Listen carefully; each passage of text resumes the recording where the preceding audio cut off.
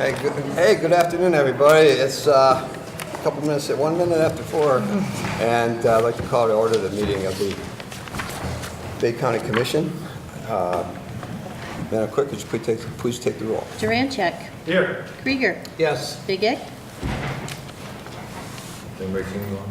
No, I'm missing. Please, Coonan? actually, excused. Coonan. Here. Ryder. Here. Lutz. Here. Herrick. Here. This time, 6 Thank you. members present. Please stand for the invocation, followed by a moment of silence for Commissioner Lutz's mother, who passed away recently, and then the Pledge of Allegiance. Lord God, our Heavenly Father, we come before you this afternoon, asking once again that you will bless this session of the County Commission. Lord, grant to us this day, that by your holy inspiration we may think of things that are right, and by your merciful guiding accomplish them. Be with this board this day and guide them so that the decisions made today and always will benefit every citizen of this community. In your holy name we ask this. Amen.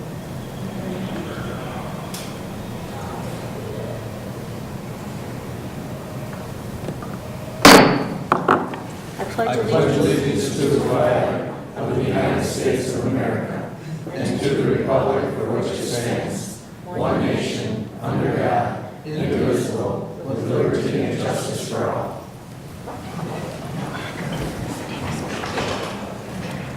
First on the agenda will be the minutes of 7/10/18. Motion to approve. Support. Discussion, seeing none, all in favor? Aye. Opposed? Motion carries. Next up, citizen input. Is there anyone from the audience who'd like to come forward? Now, there's a gentleman I recognize very well, Mr. Markstrom. Thank you, Mr. Chairman. Keith Markstrom. I'm here just for 2 real quick things, so I know you have a packed agenda. Number one is this morning at 8:30 we signed the purchase agreement, so we're now the owners of the building at 109 Madison. And I just want to thank the board and Amber and Jim, Craig, for working us through the process earlier on when we had to straighten out who really had the authority to do that. But I also want to mention the second thing that, by the way, we raised the funds starting in March. It was a $140,000 purchase price, and we've got $15,000 fund balance on that already. Now we'll move into a renovation and operation phase. So the second thing, I'm here representing the Soldier Sailors Relief Commission.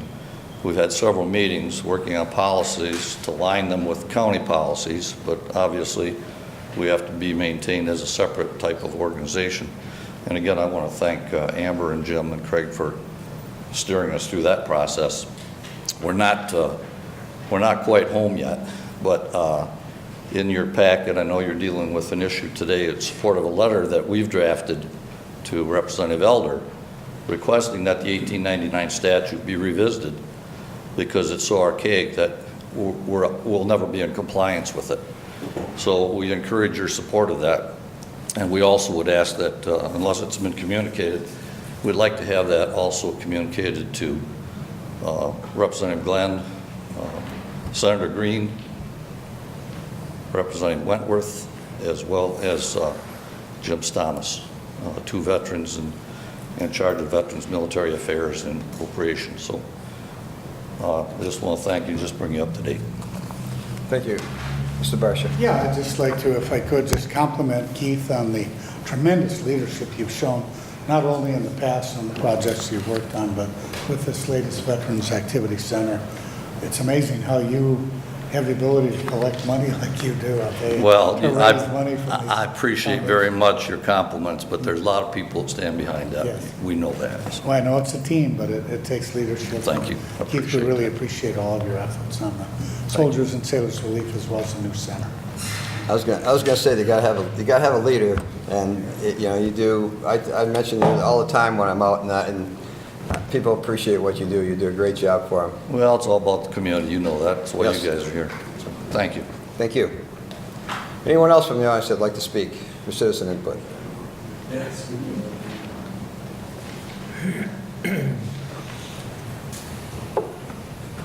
If I could, I'd just like to introduce our newest deputy here, our canine that's been squeaking in the background there. But this is Hey, Deputy why don't you Link, why don't you come out here so then you can get him on camera a little bit better. and then his handler, Deputy Christian.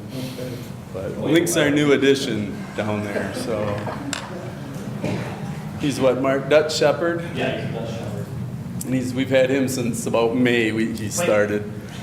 And Link can track people, and then Link can also, he hits on narcotics. And he's a passive dog. When he hits, he sits.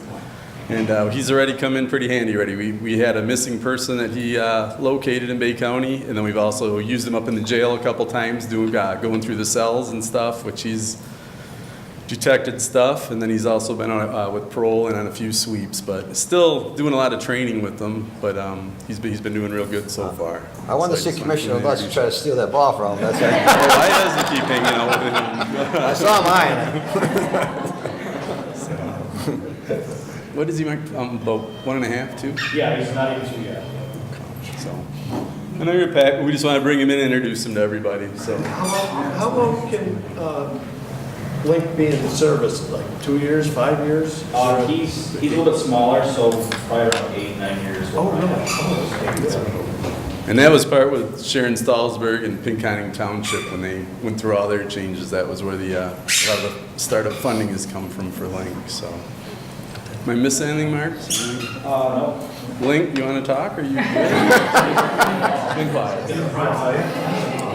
It's kind of nice that Deputy Christensen, the dog's with him, he's at his home, he's a member of his household. Yeah, it's been great, and they're on call, and I mean, like I say, they've already been out a few times, and it's been a great addition to the force. So we're glad to have them. He could go by Commissioner Kuhn and he might have some grill smells on him. Let's hope it's food. I'm wondering what he's smelling on this guy. Sit down by Mike. This is our post and I'll put it. Thank you. Well, thanks for bringing him in. Thank you. Give a chance for everybody on TV to see, our newest member of the force. He is here. Anyone else from the audience that'd like to speak? I just wanted to make an announcement that Commissioner Burns has lost his mother this weekend. Her name was Isabel, and she was 96 years old. And she was in Huron Woods Nursing Home, and I was pretty good friends with him all the year long. I don't know when the funeral is going to be. I haven't heard yet, but just so the board knows that, he lost his mother. Thank you. Yep. Anyone else that'd like to speak? Seeing no one, we'll go on to Petitions and Communications. Our first presentation will be the audit by, must be Raymond Robson. And here she comes.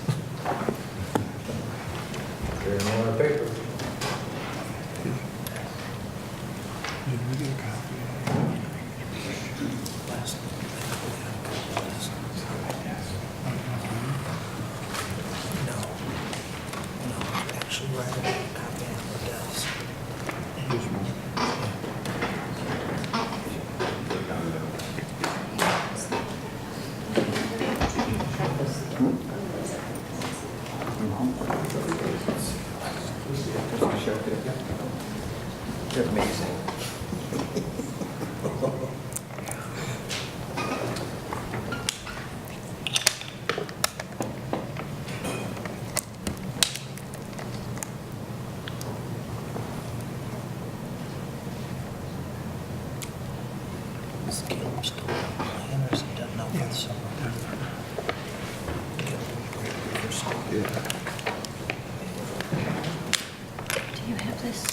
All right.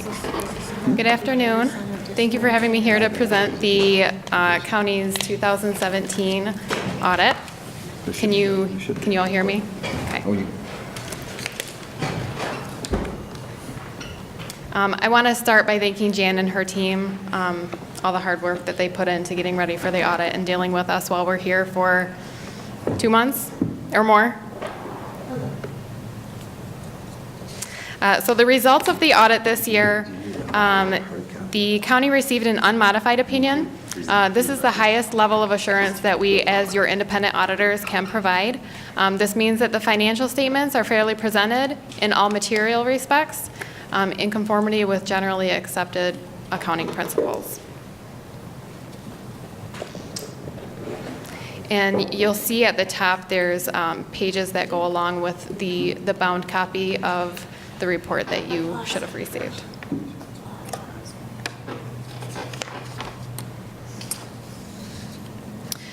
So this is a summary of your general fund balance sheet at year end. Total assets of $20,300,000. Majority of that is in investments. About 74% of your total assets are in investments.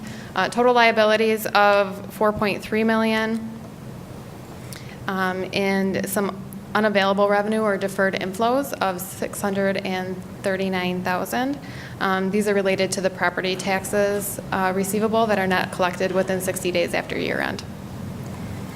And that leaves a total fund balance for the general fund of $15.3 million. That is divided into 4 different categories: non-spendable, restricted, committed, 5 categories: restricted, committed, and then there's unassigned. And you can there's more information on page 96 of the CAFR, or the financial report, if you have interest in looking at that.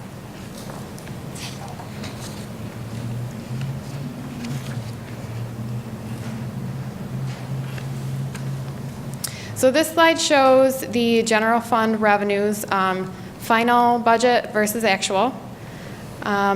You'll see if in comparison with each other, the amounts or the percentages by category are very similar between the budget versus the actual. The actual came in about $1.1 million under the budget. But then if you look at the expenditures, those actually came in at 2.8% under budget. You'll see a majority of the expenses are going towards general government at $10.3 million, public safety at $8.7 million, and then judicial down towards the middle, $6.2 million.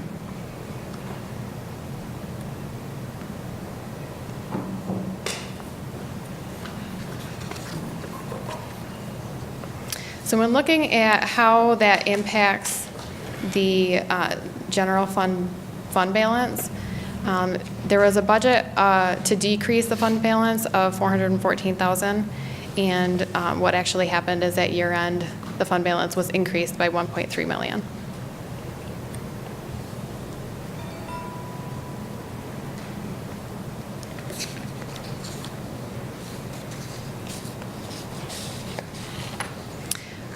So for the employees' retirement system, what this slide shows is the top section, very left column shows the year end, followed by what the total pension liability is as of that year end.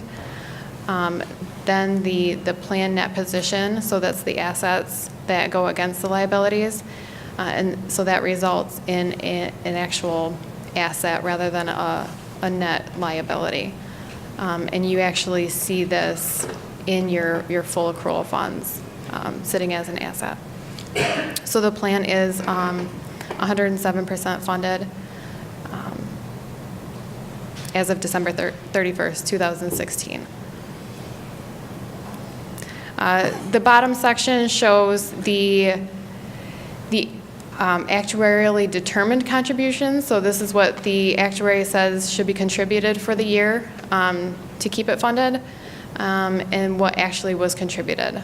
So what was contributed was $700,000 in excess of what was required to be contributed.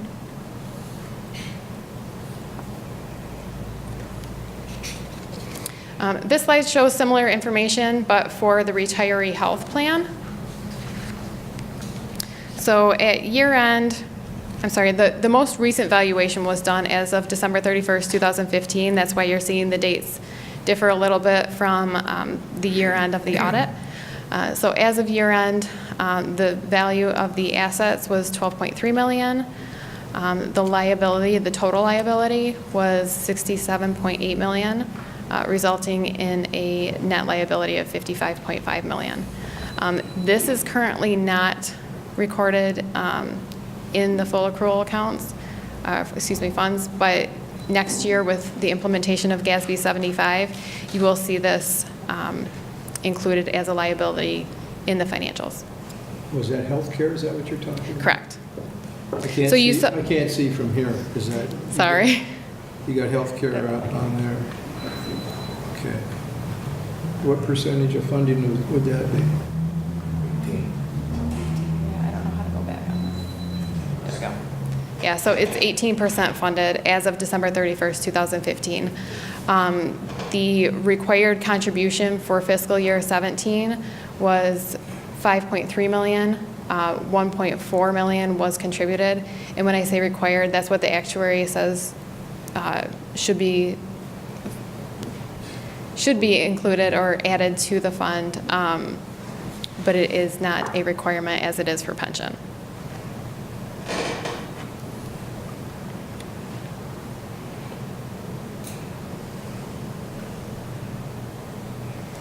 So this slide shows the balance sheet for both the retirement and the retiree health, the trust funds themselves. So at year end, December 31st, 2017, the total assets for the retirement system was $356.9 million. Small amount of deferred outflows, small amount in comparison to the assets of liabilities and deferred inflows, resulting in a total net position of $356.4 million. Followed by the right column is the retiree health, total assets of $52.6 million, and total liabilities of $163,000, resulting in a net position of $52.4 million.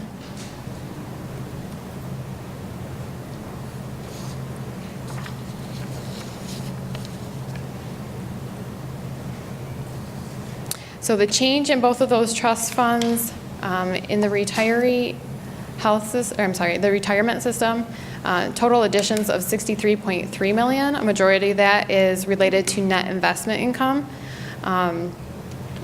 You all had a great year. I think it equates to about 16% increase. Deductions of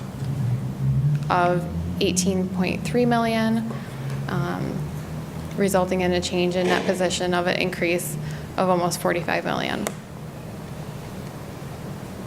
And then for the retiree health, total additions of $10.8 million and deductions of $4.7 million, increasing the net position by $6.1 million.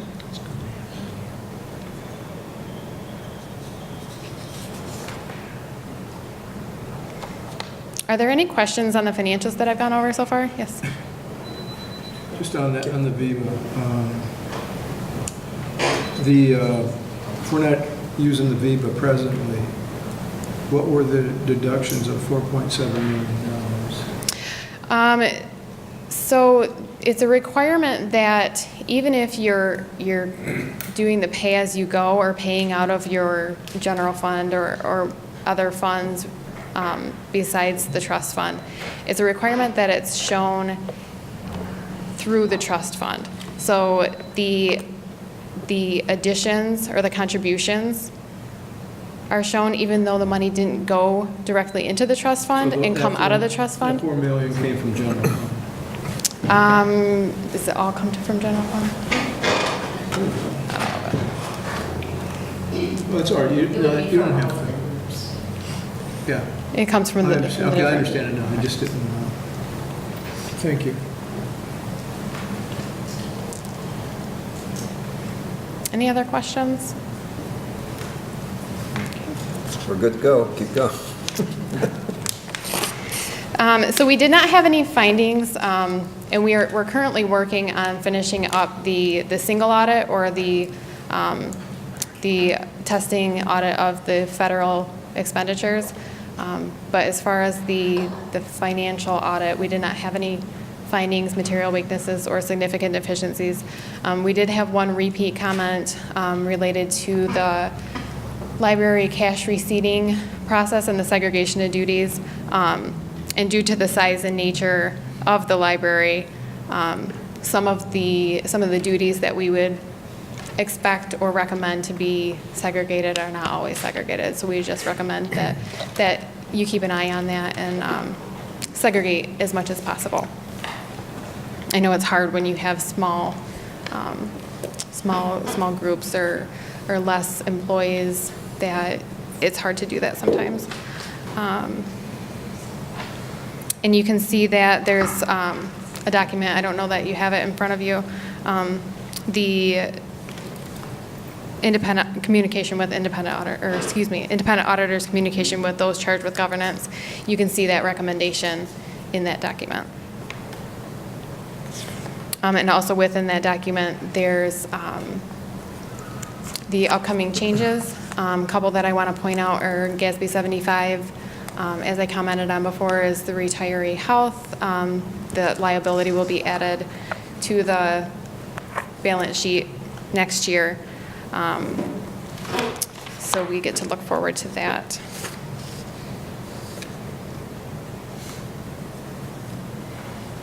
Any more If there's any questions? other questions?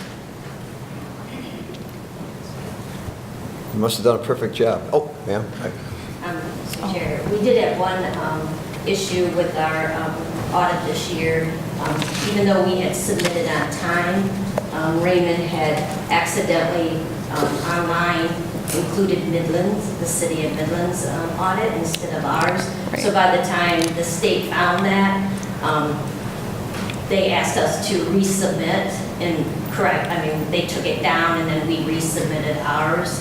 So they did say that they would consider that a late submission, but we have received no communication from them after that fact. It was just a matter of the wrong one on that day was actually uploaded to the system. With the time crunch of everything, it was inadvertently, the wrong file was uploaded. We get a reduction. But was corrected right away.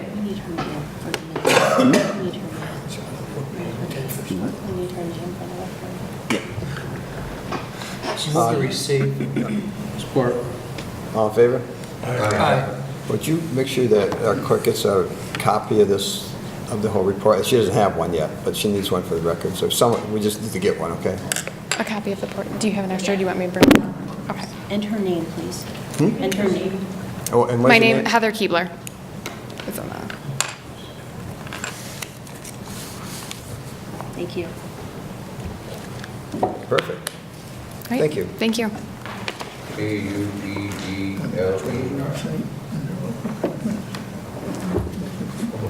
Next on the agenda will be our good friend Mary Kulis from Consumers Energy Integrated Resource Plan with filing. Boy, that's a lot there. Good afternoon. Thank you, Chairman Herrick.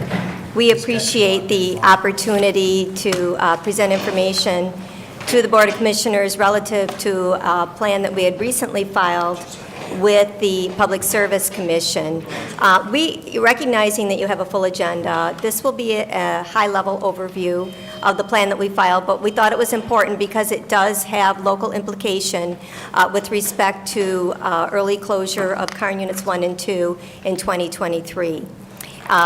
Presenting this information is Lynn Wilson, my colleague. She is with stakeholder engagement. She's a stakeholder engagement manager. She's been very involved in this plan, and she's going to kind of give you the highlights to what is in this. Thank you, Mary, and good afternoon. As Mary said, my name is Lynn Wilson, and I manage stakeholder engagement for our major projects across the state of Michigan, and I am fortunate to work with our area managers in the different regions, and I'm sure you appreciate how well served you are by having Mary assigned to your district. We would like to introduce you to our integrated resource plan, which was filed as part of the state-required It was a state requirement as part of the 2016 energy law. And we were not only required to file, we were told what day we would file. So we filed on that day, much like your deadlines. And the purpose of an integrated resource plan is for Consumers Energy to look at our long-term strategy for how are we going to generate electric power for the state of Michigan over the next 20 plus years. And this plan has a planning horizon out to 2040.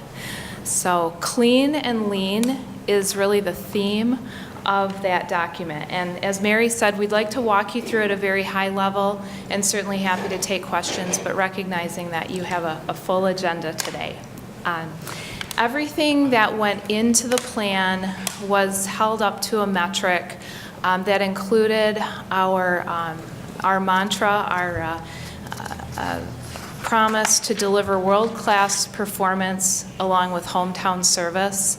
And it's a balance between the people who we serve and the people who work for us, our respect for the planet, because we certainly have the opportunity to make a positive impact on our planet with our decisions, and also the prosperity of our state, the people and the businesses that we serve. There is a short executive summary of this plan. It's about 8 pages long, and if you would like to download that plan yourself, if you go to consumersenergy.com and you scroll to the bottom of the page, you'll see a bar that looks like what you see on the screen here, and where it says Planning for a New Energy Future. If you click on that Learn More link, it will take you to the executive summary document. And we figured as part of our commitment to the planet, we would not produce paper copies of that, but certainly if we can support you in finding that, we'd be happy to do that. There are 3 major components to our integrated resource plan, and one of those is more energy efficiency. We looked at, instead of producing more, let's do more with the energy that we're producing. Let's work with our people and our communities to use less energy, to balance our energy use, and to, from our end, to deliver that energy to its end user more efficiently. As Mary mentioned, there are implications at the local level for the statewide plan, and one of those is the transition to zero coal. And Consumers Energy has taken a stance as part of our planet goals that by 2040 we will no longer generate electric energy with coal. And we'll talk a little bit more about that here in this presentation. There's also a commitment to more renewable energy, and we'll talk a little bit about that. From on the forefront of the renewable energy, we have a glide path increasing our renewable energy production to 15% by 2021, and that is a state law requirement. By 2030, that's going to increase by up to 37%, and by 2040, that will be increased again to 43%. And this plan outlines how we're going to get there. When we think about energy efficiency and demand response and using less energy and delivering that product more efficiently, one of the driving forces behind those goals is to save our customers money. And we estimate that in the course of this plan by 2040, our customers could save in the range of $18 billion by taking this path. And some of that will be by choosing when you use energy, and which plans work best for you, but also keeping the cost of energy down. As we talk about a transition to zero coal, we'll take just a quick second and introduce you to, you know that Karn is located here in Hampton Township.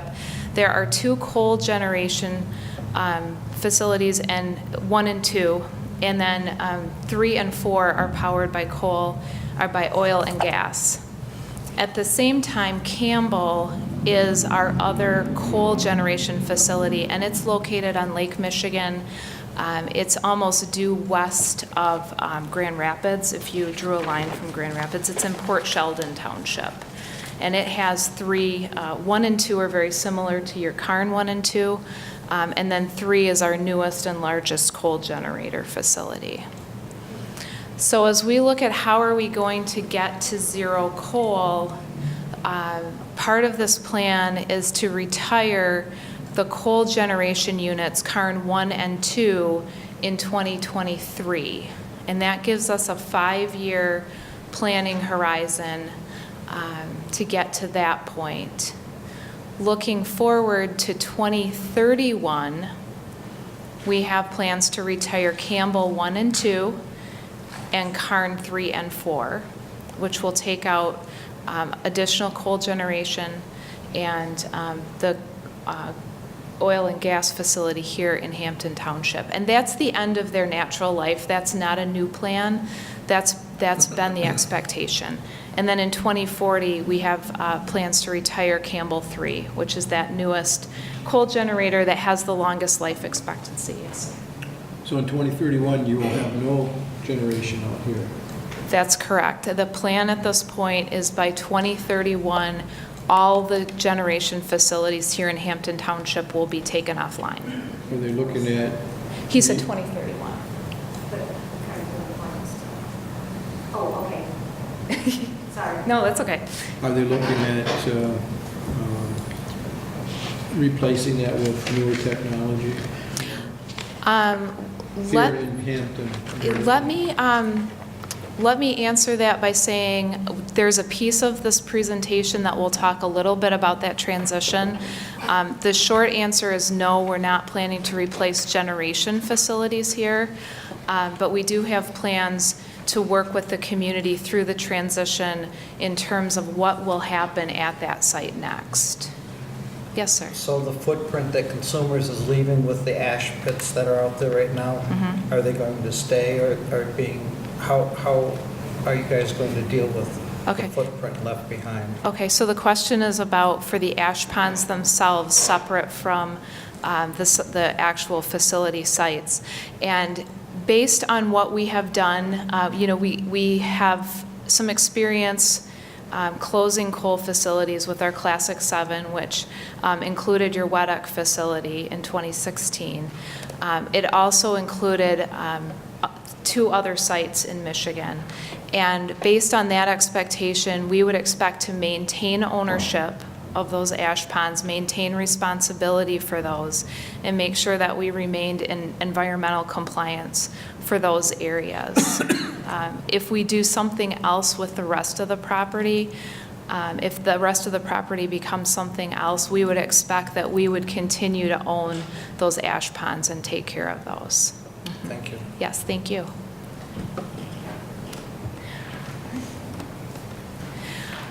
I know this is very hard to see and you don't need to read all the little details, but this is just to show you some of the things that are in this executive summary and to point out some highlights. In terms of the transition to zero coal, the red color on those bands, on the left side you have 2018, which is your current state.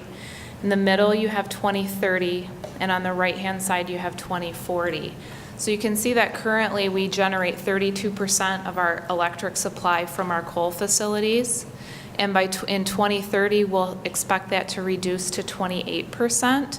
But then by 2040, in that 10-year band, we expect to phase out the rest of our coal generation facilities. And so you can see some adjustments in how we generate electric power. And I'll say that the integrated resource plan took over a year to develop.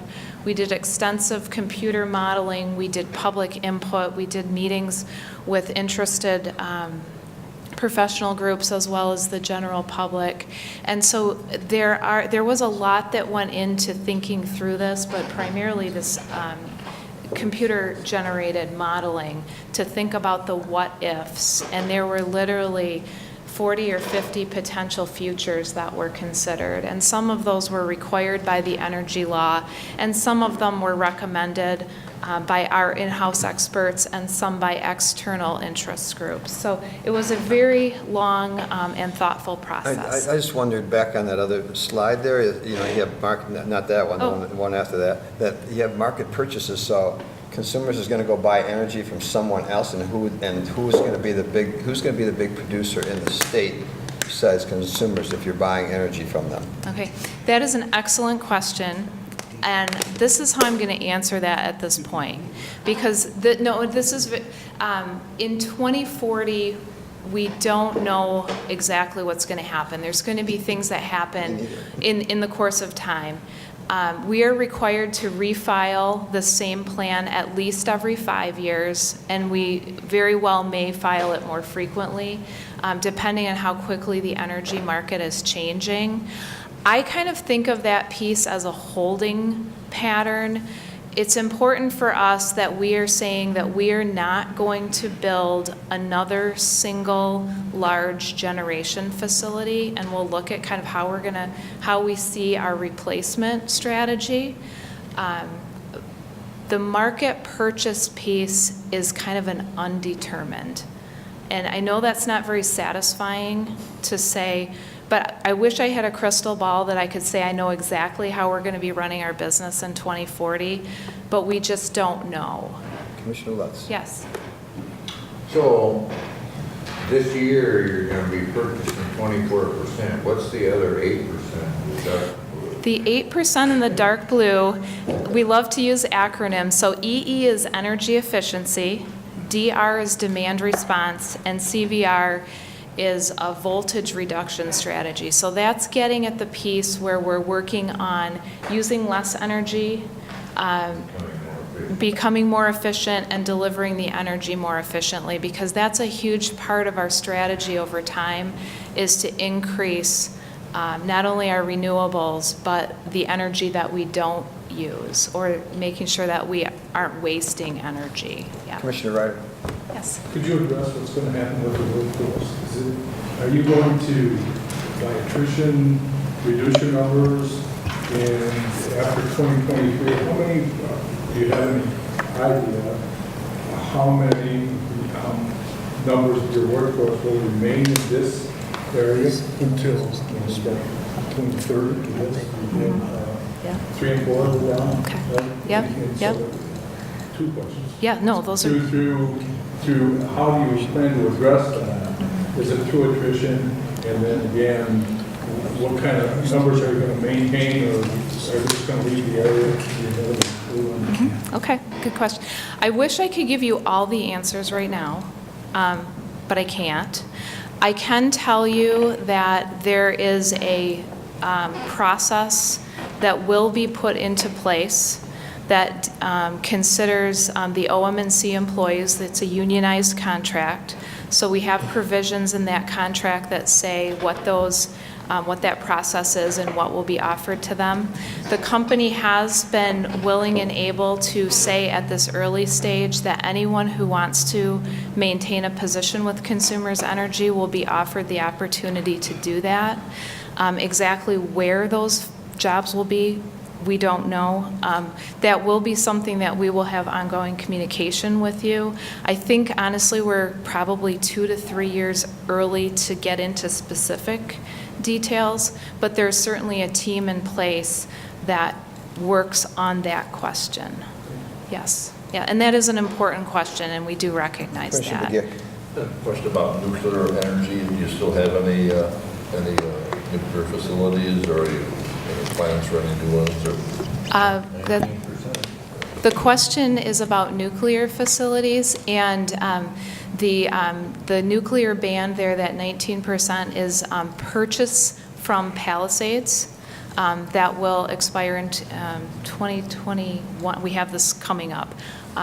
So we do not currently own any nuclear facilities. We do not have any plans to create new nuclear facilities, but we do have a power purchase agreement in place right now that is almost 20% of our electric energy generation. Yep.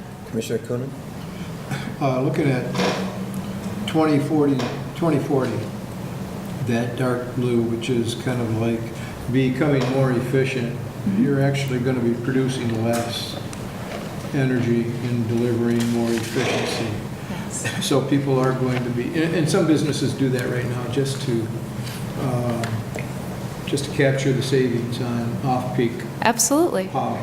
Yep. So people You're going to have and I'm sure at some point, some sort of an educational program to get people to get up at 2 o'clock in the morning and do a load of wash, right? Well, thankfully, we now have washing machines that can be programmed, right, to run at 2 o'clock. But that's Yes. the whole process Right. behind it. That's one of is the to get options, people yeah. to use energy in non-peak times. That's so certainly that- one strategy. Mhm. Is that any more strategy than that? We have currently several options for our customers to enroll in, including our Peak Power Savers program, which is connected to the use of your air conditioning, for instance. And you can actually find information about all of our programs at our Consumers Energy website.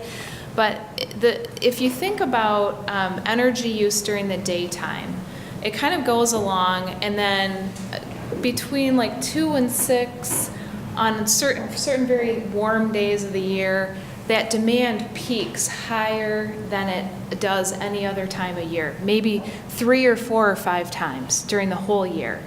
It peaks up to this point. And so if it ever gets to this point, we're required to be able to generate that much electricity at all times, even though we almost never need that. And so if we can adjust the difference so that we don't peak quite so high, that's one of our thoughts, is that if we can bring that down, we won't have to produce as much energy to meet your demands. Now, Consumers isn't the only energy facility that's using this model. Who is eventually going to produce energy to meet the needs of the public if everyone's... And I don't say getting rid of coal is a bad thing. I think use technology. Hopefully, we're doing some research to increase our electrical supply with nuclear or anything else that may be out there. Because if all the utilities are going to reduce their coal base, who is going to replace that load to be able to provide power when people need it, other than shedding load when it's 95 degrees? Right. And if you look across and you think in terms of this band, and we can get to some of those things, we're not projecting to create less energy, we're just projecting to create it in different ways, other than that blue band of efficiency. So we're not saying we're not going to generate power anymore. We're talking about how are we going to generate that, where is that going to come from? And let me just sneak ahead here. Les had a question for you. Oh, I'm sorry. Please. So if we could go back to that. Absolutely. This is fascinating. It's a great slide. It is, and I'm really glad with the engagement. Thank you for that. So 19% this year is being purchased from Palisades in nuclear. Yes. The other 24% is also being purchased, so there's 43% of the electricity needed or produced that you're purchasing. So you're only therefore producing 57% of the electrical that is being used. And that's a good, that's true. And if you look at changing that to 41% in 2040, that's not a huge change over time. That would be where we have a facility that generates electricity, where we have a long-term agreement to purchase that power. And Palisades is one large example. MCV is another example that takes care of another large part of that 24%. I think what maybe a difference would be over time is that rather than one single producer being a 20%, is that many other producers might be a 2% or a 3% together as we see the market changing to more renewable generation facilities. So with your increased purchase of this year from outside sources, and in the future running that up to 41%, is that going to raise price for the consumers that are in that area? No. Because you're purchasing so much service from instead of producing it in-house? No, that's actually price, and is part of our prosperity piece. And we currently maintain a cost to our customers that's about 9% below national average. One of the purchase options does give us the opportunity to keep those prices low. We would only purchase power at a rate that is lower than we could produce it ourselves. And so we also, part of our planning process was to make sure that any scenario that we considered viable had to also keep costs down and affordable for our customers. No, that's a great question. Any other questions on this slide? I think we're good. I'm Move on. afraid Let's to go. advance the slide. It's a great slide. This is good. And again, you can download this report and have these either on your computer in a PDF format or print them out so that this is accessible to you. Yeah, Lynn, I want to thank you and Mary for your presentation. Thank you. To the audience as well as all the elected officials in Bay County. Just wanted to say a note. I was looking at your renewable, projections there. You see solar panels being a part of the equation in terms of getting to your goals? Huge. I know yeah. natural gas, and it seems like lately there's been a lot of controversy with the wind turbines and getting wind turbine farms started. So I'm wondering if I've seen over in Europe some of the coverage of very large, hundreds of acres of nothing but solar panels and sheds in Europe. You ever envision something like that in Consumers Energy's future or Michigan's future? Yep, and we actually have, I'll just touch very briefly just to let you know in this plan, and I'm getting to a picture that will speak to this. Part of this transition is, one way that we talk about the transition is which facilities are coming offline at which point in time. And so these keep the same color coding. The Palisades being purple comes off at 2021, I believe. Karn 1 and 2 at 2023, the red being our coal, and the Midland Cogeneration venture is another large power purchase agreement. So that information is in the integrated resource plan and also in that executive summary. And I fly by that just to get to, this is the graphic that shows how are we going to replace the power that comes offline over time. And that yellow band in the middle that starts off fairly small over the next year or two is solar. We're fully expecting that our wind production, we expect to add about 550 megawatts of wind, and we expect to do that in the next 2 years by 2020. And then after that, because the production tax credits expire, solar becomes more financially advantageous. So while it's not the only thing, we are still working with demand response, energy efficiency. You start to see some battery use, which we do believe will start to be a viable technology within our planning period. We do have about 5,000 megawatts of solar in our strategy. Again, this is what our computer models are showing as the most cost-effective. We don't know where they would go. We don't know how large they would be. We do have a renewable RFP out right now. We're already starting to look at building that up because unlike a coal or a gas facility where we're producing 300 or 400 megawatts at a time, a solar facility is going to be much smaller in terms of generation. So we see doing that gradually. Commissioner Krieger. So you just mentioned that these tax credits are going to be gone in 2 years. Mm-hmm. Who's going to make up the loss of the money that was received on the tax credits that allowed for the wind generation? How do you make up for that money that was coming in? Well, I think what we'll see is not that there's anything to make up. I think that the wind will continue to be built as long as it's financially viable. But if there's not that gap being made up by the tax credits, I think we'll see wind energy development slow dramatically in 2021 at this stage. Now, the cost of wind could come down. We don't know. Correct. It's like we don't know if we're going to have sunny skies or cloudy skies either. That's true. But one really great thing about solar is that the generation from solar facilities peaks at the same time as our peak demand. So the highest demand time is in the sunniest time of the day. So, and these are not our only generation facilities. So we have a base load that's going to be there. These are just showing kind of how are we going to change our balance over time.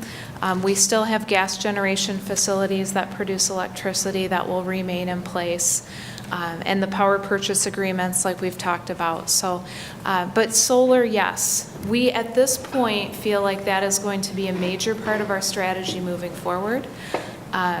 It may be that there are places like ash ponds that we can't use for other things that become very good places for solar. We don't have those things nailed down, but certainly we're starting to look at where can we do that, because it's going to be a lot of land area if we were to build this out, and we want to be responsible about where we do that. So, Mr. Chairman, could I just make one comment?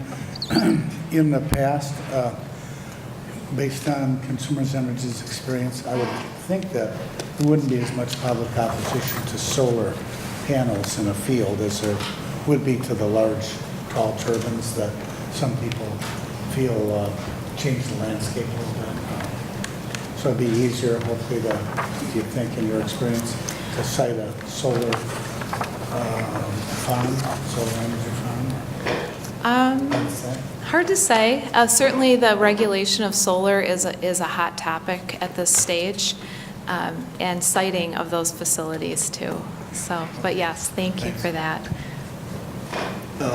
I represent the northern Bay County area, 7 townships of the, and the pushback from the townships in that area for wind generation is intense. Mm-hmm. So I don't know how much more you're planning on adding to the, I know it's not you, it's DTE, but I don't know, I wouldn't make too many plans on getting too much wind generation from wind turbines, and I would hope that consumers would, go towards that solar.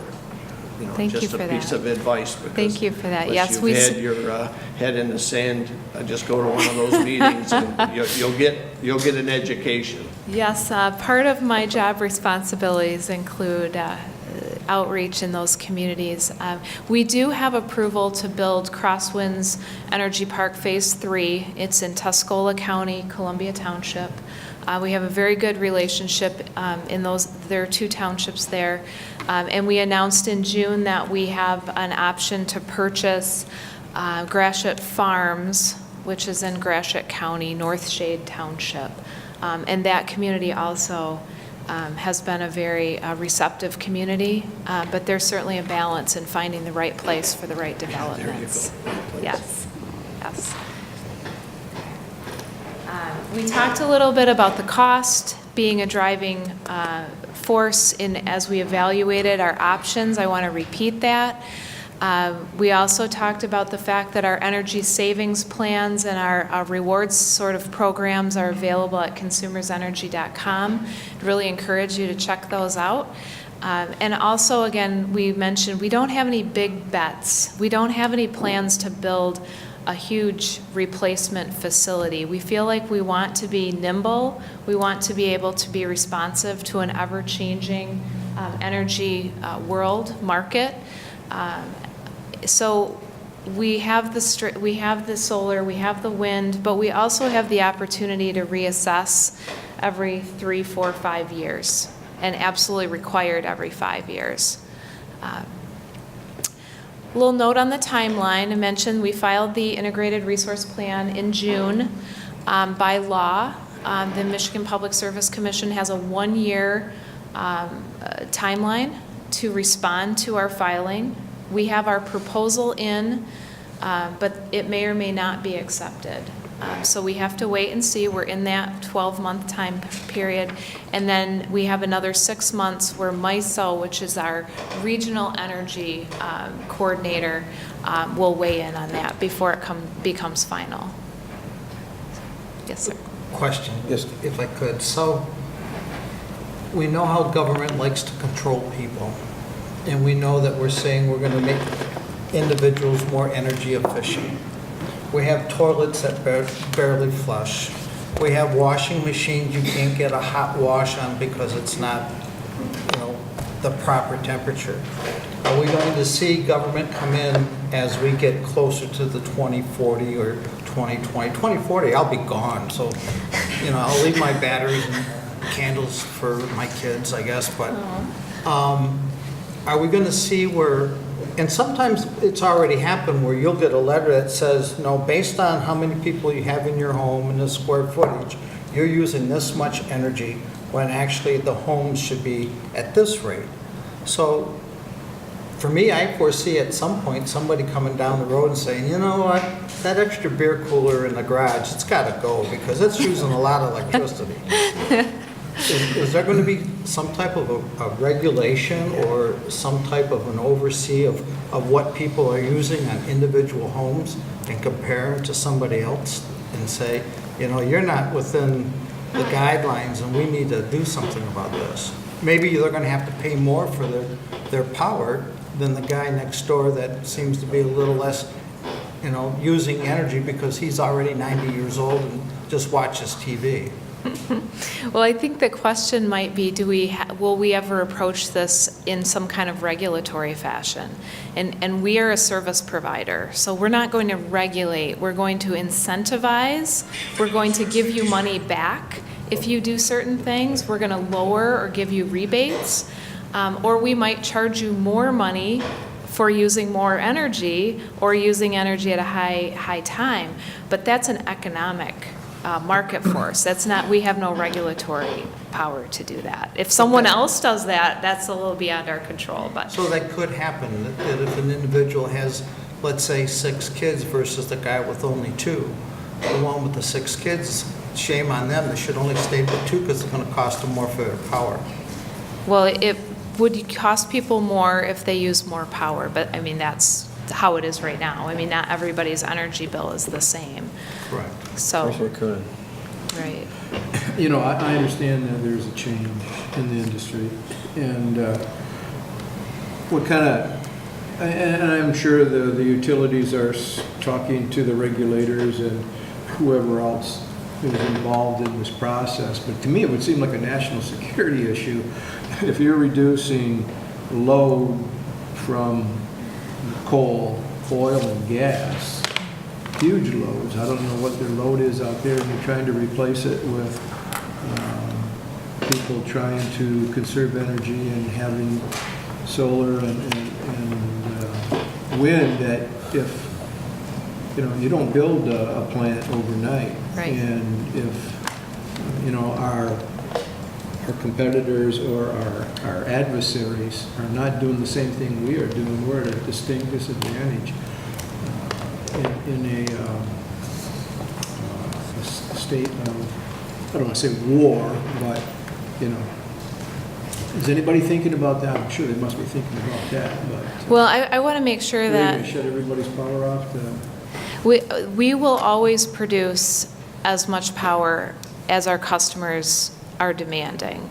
But if you're shutting down coal and gas, we how have many megawatts is that? We have a proposed schedule for taking units offline, but each of these will have to go through the Michigan Public Service Commission and MISO review, and each of these things will be evaluated at their time. I mean, this is looking at, here's our thought for the next 22 years, and giving you a direction. But at any time, we will be flexible, and we will make sure that our generation capacity is there to meet the needs of our energy market.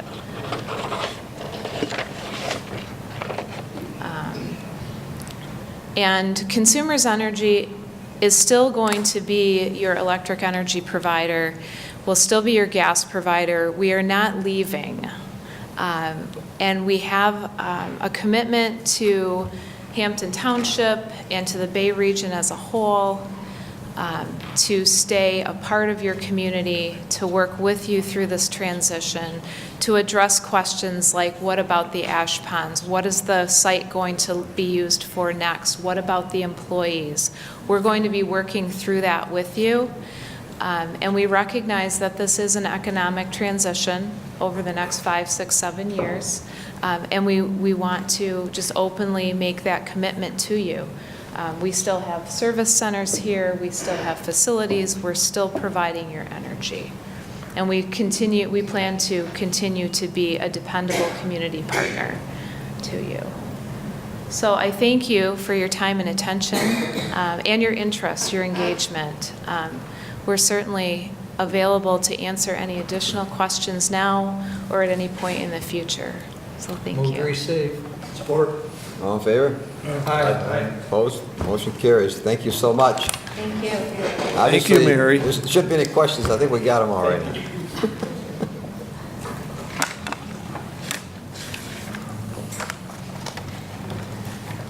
Okay.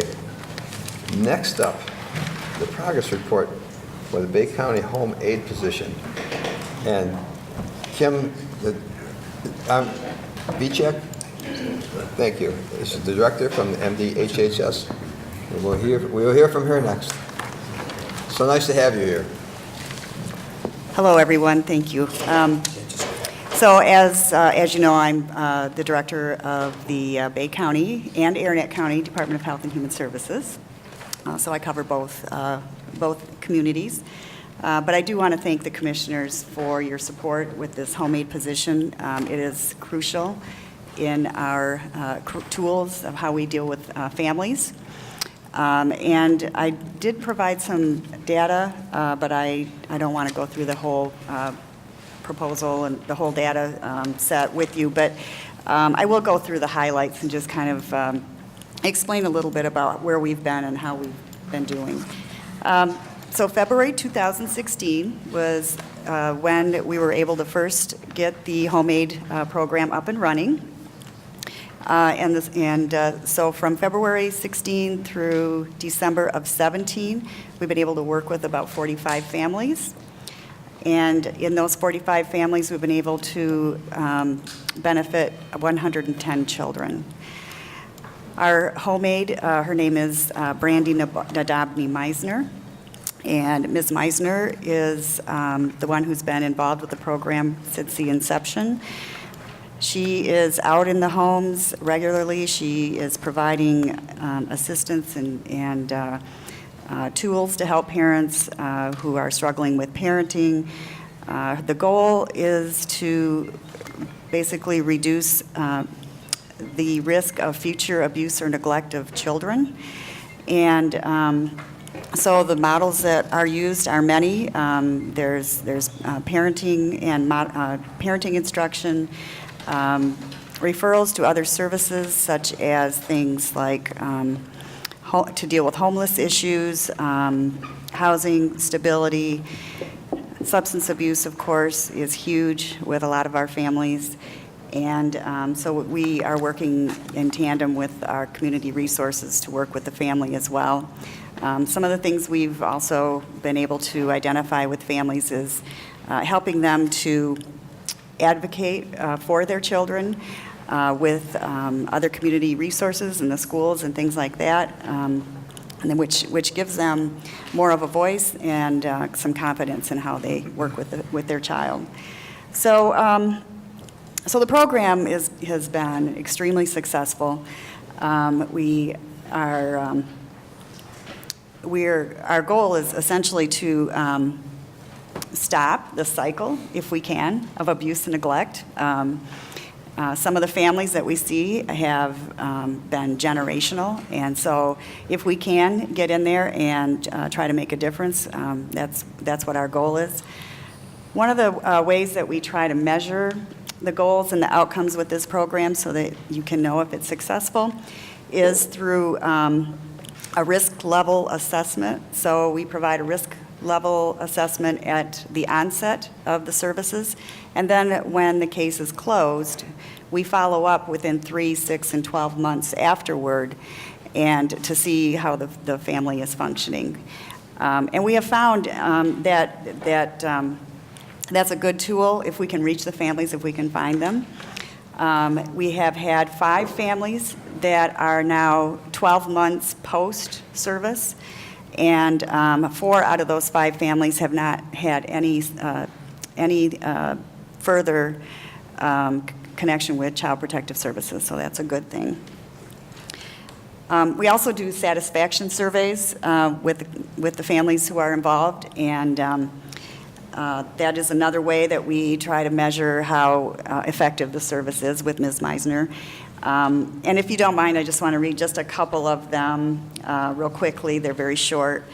Some of the clients that have been involved, one of them has said, "Thank you for such a good program. It made me realize that CPS is a great resource in our community that actually helps families stay together and mend the problems between the parents and children." Another said, "Ms. Meisner is a true asset to the program. She cares about her clients and wants those that she works with to succeed. We need more people like her to analyze and understand the needs and how to take those steps to achieve them." So overall, we're getting a lot of good feedback.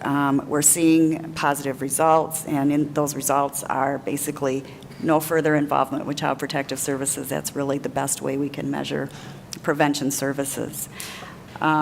So I do want to thank you very, very much for your continued involvement with this. And if you have any questions, Is there like the time that people are involved in this program, or is it? I'm sure it varies some, but is there like you got like an average, or how many clients are there altogether? She serves 12 at a time. And if there are more people, they're on a waiting list until she has an opening. It can be anywhere from 3 months to 12 months, depending on the needs and how significant they are and what needs to be done. Sometimes she can go into a family's home and help a parent, maybe a young mom who hasn't had training in how to budget, how to clean a home properly, how to properly bathe a child, those kinds of things. She can help with those kinds of things, to actually showing somebody how to use the laundromat. She's done that a number of times. She's helped families where the transportation was needed to maybe a specific medical appointment or something where they were very nervous and overwhelmed, and she's there to support them and guide them through that process and teach them how to be resilient. And how do people get involved in the process? I mean, does somebody recommend them? Do you have to find them? Because it's like an unspoken problem. People don't like to talk about, but we know it goes on all the time. Anyway, it's just one of those things we need to needs to stop. So how do they get into this program? Yeah, these are referrals that come in from our Child Protective Services workers. So when our workers are working with a family, but they are not, there might be risks involved in that family, but it's not a substantiated case where the worker is going to go further with it or try to remove the child from the home or take it to court. These are families with risk factors who can still parent their children, but we can work with them early on and prevent more serious things from happening. So it's really it starts with our Child Protective Services workers. We do have, there have been a couple of referrals from other sources as well, and they actually filter in through DHHS, so through our department. Thank you. Commissioner Paget. I just want to mention the continuum of care, the consortium of all the agencies that work together. Usually they start with you, because there's Salvation Army out there, and we have Mid-Michigan Community Action, so there's other sources out there that can help people out, but I think usually it starts with DHHS and they get referred from there. Yeah, we work with folks on the poverty end of things, and then on the child abuse and neglect, adoption, foster care, adult services. Pretty much we run the rampant. Okay. Anyone else? Thank you. Any motion to receive? So moved. Support. All in favor? Aye. Motion carries. Thank you so much. Okay, here we go on to B. City of Bay City, applications for obsolete property rehabilitation exemption district. Support. I better say who they are. So it's Chris Kelliporis on behalf of Diomas LLC at 1100 North Grant for $5 million, and John Carlson on behalf of 1108 Water Street LLC, 1100, 1108, 1120 North Water Street, in the amount of $6,421,362. A notice of change of date of public hearing. Any discussion? All in favor? Aye. Opposed? Motion carries. Next, we'll head to reports and resolutions of committees. The Ways and Means Committee, Commissioner Lutz. Thank you, Mr. Chairman. And thank you, Mr. Chairman, for recognizing my mother earlier. Thank you. She was a valued lady in the family. So today I bring Resolution 2018-172, it's the agreement, eligibility specialist position with DHS. I move that resolution. Support. Discussion.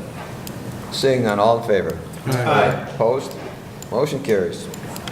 Next, I bring Resolution 2018-173. It's the 2018-2019 Child Care Fund from the probate court. I move that resolution. Support.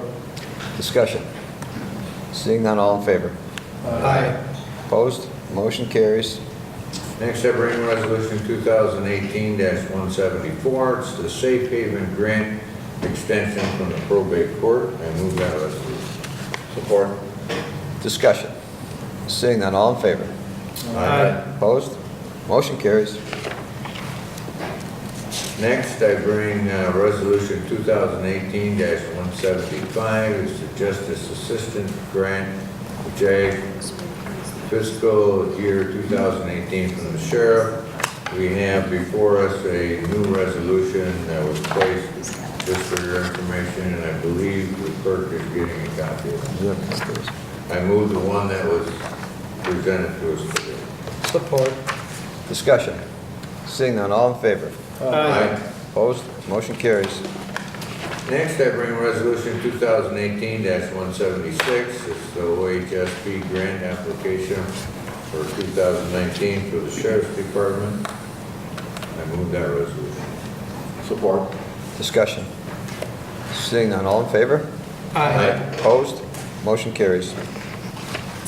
Next is Resolution 2018-177.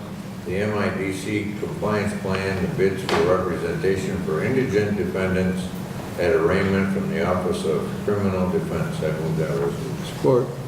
Discussion. Seeing none, all in favor? Aye. Opposed? Motion carries. Next is the Resolution 2018-178, the MIDC compliance plan. It's for budget adjustments from the Office of Criminal Defense. I move that resolution. Support. Discussion. Commissioner Coonan. On the previous one, it said there would be no Bay County funding is required on the previous, where are we? 177, 177 it says budget adjustments. That must be the $450,000 we're getting from the state for that program. Correct, we need to be set up as a vendor in order to have that separate line. So I think that's what they're asking. Thank you. All set? Yes, sir. Perfect. All in favor? Aye. Opposed? Motion carries. Next is Resolution 2018-179. It's the renewal of the Medicare Advantage Plan from personnel. I move that resolution. Support. Discussion. Commissioner Coonan. Real quick, I'm assuming we're moving these, I think we've done it before, but we're moving them because we're saving money by moving those folks at 65. And yes, Tiffany. The question, we are not moving anybody at this point. Medicare Advantage plan is just a renewal, and it is for those that become Medicare eligible at 65. They move from our self-insured plan to our fully insured plan for a customer. Right, well, they're moving to the supplement. And it does B&B assist us with all that, Yeah, Brown and Brown is our agent. But we're always moving people every year, right? When they reach 65, then they go to this particular supplement. Yes, there's always been a supplemental plan. This is one of our previous ones, but at age 65 or any other age that they become Medicare eligible, they have to go on this plan. It's a requirement of the class to show this. So, all in favor? Aye. Opposed? Motion carries. Next is Resolution 2018-180. It's the TPA for workers' compensation and excess liability insurance coverage for personnel. I move that resolution. Support. Discussion. Seeing none, all in favor? Aye. Opposed? Motion carries. Next is Resolution 2018-181.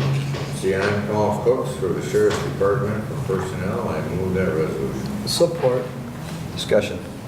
Seeing none, all in favor? Aye. Opposed? Motion carries. Next is Resolution 2018-182. It's a contract with Forte for recreation facilities for the credit cards. I move that resolution. Support. Discussion. All in favor? Aye. Opposed? Motion carries. Next is Resolution 2018-183. It's the appropriation of $6,000 for the CIV vaccine for the dog vaccine. For my administrative services, I move that resolution. Support. Discussion. Seeing none, all in favor? Just a quick Commissioner question. Coonan. Is this going to be an annual? Because you're going to get dogs in all the time. Correct. This will extend out for a period of time. We're going to see, obviously, the more dogs that are vaccinated, the less problem we will hopefully have in the area. So the hope is that at one time, at some point in the future, we won't have to. Now, how much is that per dog? How many dogs are we going to be able to vaccinate for $6,000? About 500. Okay. Any more discussion? Hopefully that'll get us past the period where the dogs are infected with this flu. It is fatal in many cases, and when animal control shelter gets it, it pretty much has to get shut down for 2 to 4 weeks. So we can avoid it. It's best. Okay. All in favor? Aye. Opposed? Motion carries. Next is Resolution 2018-184. It's the appropriation for mesh fencing at the juvenile home. I move that resolution. Support. Discussion. Commissioner Krieger. Thank you. Julie? So this is just strictly for security, correct? Yes. Prevent them from going up over the fence? Yeah, there's a new section of fencing that doesn't have the mesh on it. We were going to get it done, and maintenance didn't have the time, so I contracted it out. Have we had individuals try to make way through that area? Yeah, if they climb the fence, they will get over it. Okay. Thank you. Any more discussion? Perfect. Seeing none, all in favor? Aye. Opposed? Motion carries. Next, for Resolution 2018-185, I'd like to refer this back to administration. I'd like to make that motion to refer it back. Support. Any discussion? Seeing none, all in favor? Aye. Opposed? Motion carries. Next is Resolution 2018-186. It's the Region 7 carryover funds for health and wellness fair from the Department of Aging. I move that resolution. Support. Discussion. Seeing none, all in favor? Aye. Opposed? Motion carries. Next is Resolution 2018-187. It's the agreement with Lamar Billboards from the Department on Aging. I move that resolution. Support. Discussion. Commissioner Ryder. Beth, I realize that this is in the budget, but, I've looked at the billboard on Lafayette, and I see the Department on Aging, the numbers called, and I guess it was 44 that responded as you. Yes. I'm just wondering, as kids are driving, and I drive, and I certainly don't have time to write down. But when I think about $2,500 a month for that service, again, I realize it's in the budget, but what would any kind of a mailing cost? Even if it was just a number, because that's all we're sending on the billboard, this services would be nice, and if we could target a group like that, I just as soon see the money targeted right to those people instead of others. And I'm not asking you, I'm just asking you if you would look into it, I would appreciate it, because I think it's a terrible amount of money to pay for a billboard. We are actually looking into that for next year's budget. Thank Yep, you. you're welcome. I just want to make a comment too. I've met a few people in the last week when I've been talking to people, and there's been a lot of confusion for elderly people between Department on Aging and the Region 7. Correct. And you know, maybe we could get together with them. They could at least maybe put a sign out in front of the building that says the Department on Aging is at the county building, because I mean, I'm thinking like 5 people anyways, and so that's a pretty good number that are very confused, and then they said, well, I get out there and they can't help me, and I don't know where to go. That's an ongoing issue, always. Yeah. And what they usually end up telling them is to call us, and then we get them. You know, when I go out and I do my talks about what Department on Aging is and everything, I also explain that we are not Region 7 area agency located on Newport Avenue. And I realize that. I think I'm saying it just so people hear it now. And, you know, so they know that you're located in the second floor of this building. Of this building, absolutely. And that it's not Region 7, it's the Bay County Department on Aging. Yep, they need to remember that Region 7 is our funding source. Okay. One of them, yes. Commissioner Lutz. Well, I mean, Pat's here, he's on Region 7, you're the treasurer, right? Yes. So maybe we could work a joint mailing out to the residents of Bay County to clarify that. If you're a Bay County resident, you need to be talking to this, because Region 7 is for many counties, and it's just the administrative office. When a person calls Region 7 and they live in Bay County, our girls are programmed to direct them right to Bay County or Saginaw County or Midland County. But Tom, at your question about doing a direct mailing, we were speaking of the same thing about a month ago, and we are going to do a study on, you know, we want to target people at certain ages. So right now we are doing a study to find out how we can get directly to those people. But Region 7 and Bay County, we work very well together. Yep. And believe me, our people will do anything to help Bay County residents. You know, as you know, we spend, I'm the treasurer there, I think about $900,000 comes to Bay County. But our actual outlay of money in Bay County is $5 million. We actually go to providers who provide service for Bay County that Bay County can't do or don't have the capacity to do that. So yes, we are looking heavily right at what Tom says to try to reach out. But you know, the best thing is, in my business, I talk to my customers. And everybody knows somebody that's elderly, that it's hard to get them to, well, I don't need no help. You know, the caregiver usually dies before the person needs care, because they get so wrapped up in taking care of their husband or their wife. Jim has one that he's doing a lot of care for, but he's a little bit proud. It's hard to get Jim to get work on some of them programs that Bay County has to offer. He don't know, but we know, we're watching very closely what we can do for seniors in all our counties.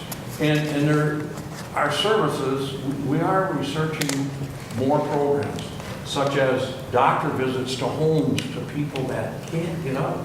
We have 2 vans. When someone in Bay County or any of our counties can't get a ride from the services that are there, or we can't, Bay County can't, or we have 2 vans, we're taking up that gap, getting them people to the doctor and home. You know, so yes, we're working very hard in Bay County, and you know, fortunately, some people need a billboard. A lot of people don't. But it's the person-to-person contact today that our girls are doing a great job here. When they call, they go after that person and try to help them. And our people are trained, our social workers are trained, they know how to talk to people. So if you don't, I have all kinds of information we pass out all the time in my business, and Bay County does too. But it takes someone in the family that is awake and listening and watching and looks at their mother or their father or a neighbor that's all tired out because they're taking care of their spouse, to say, hey, let's see what we can do now. So word of mouth is actually the very best. And mailing is another way to do it. And yes, we are working on that, and we'll be coordinating with her to do that. But we're doing a study at what age group would be the best to go to. You know, you don't have to be poor and you don't have to be rich to get services out of Bay County or Region 7. Some people need help but don't know how to get there and have money to pay for it. We also help those people find good services to help take care of the seniors. But yes, Tom, we are working on that for you, and we will be working with her. We've talked about it. We're in the process of doing a study to figure out where the dollars would be the best spent for Bay County and all counties. So, and services hopefully are going to increase, because when we take good care of people in Bay County, in all the counties, in their homes, we save Medicare dollars and Medicaid dollars. And it's better to keep people in their home and give them as much service as they can, because that's where they live the longest and be the best. Well, being that Bay County is growing in their senior population astronomically, I mean, we're pretty high up on the ladder here, as far as population of seniors versus total population. And it's because of the youth, our children, and I am a senior, those children have left the area. Okay, so they're not allowed to be the caregivers anymore. So there's a whole trend where you're probably looking, you know, those that are mid-60s to mid-70s, that their children are out of state, their children are out of country, because, you know, and there's no one close to give them that. And we have to get it out to those people, and I think that's what, you know, Commissioner Ryder was getting at. Is there a better way to advertise that? And I think that's what you're trying to address by working together for the demand. So. Mr. Barsha? Yeah, I just wanted to take this opportunity to thank Beth for the great job she's doing at the Department on Aging, but especially to thank Mel and Pat for all they do as our representatives on the area agency, Region 7 Agency on Aging Board of Directors. You take care of Bay County very well as well as all of the seniors in the whole region. Is it 7 counties or 8 counties, Pat? 5. 10 counties, I thought. And when I was in Congress, it was 10. I didn't know if they reconfigured it, but you play a critical role in delivering services and resources to our retired and senior populations. And I love to see the collaboration, the cooperation, and the genuine friendship, I think, between our department and Region 7, and also the tremendous job that both you guys are doing representing Bay County and seniors in Michigan. One of the things also, Jim, that we're going to do in the future with our non-discretionary funds through investments, the counties are we're going to provide some hearing aids. Not for everyone, but it's going to go on the need. So we're going to have money committed to Bay County for a certain amount of hearing aids. Two hearing aids, and we've already given our people names of people who need them. Yeah. And you know, we want to advance as much as we can and save as much of the Medicaid dollars as we can and reinvest them in our communities. So we're working, there's a lot of plans out there. Thank you. One more question for you, ma'am. Sure. Do you want to say one word, as long as you're up there, about the Health and Wellness Fair coming up? Yes. Go ahead. It is September 14th, Friday, September 14th at the small gym at our community center. And it is going to be from 11 a.m. to 3 p.m. We're going to showcase all that Bay County has to offer, not just my department, but all the other departments in our county, along with McLaren will be there as well, Department of Health and Human Services. So please come out and check out. There will also be a lunch served for free. So that's part of our health and wellness fair. And we'll talk about it again next month, so. Absolutely. We'll get it out there. Okay. Thank you. Thank you. All in favor? Aye. Opposed? Motion carries. Now, let's see, Resolution 2018-188, scrap tire cleanup grant for mosquito control. I move that resolution. Support. Discussion. Seeing none, all in favor? Aye. Opposed? Motion carries. Next is a resolution of memorandum Resolution 2018-189, sorry. With Mid-Michigan Community Action Agency from the Housing Department, I move that resolution. Support. Discussion. Seeing none, all in favor? Aye. Opposed? Motion carries. Next is Resolution 2018-190.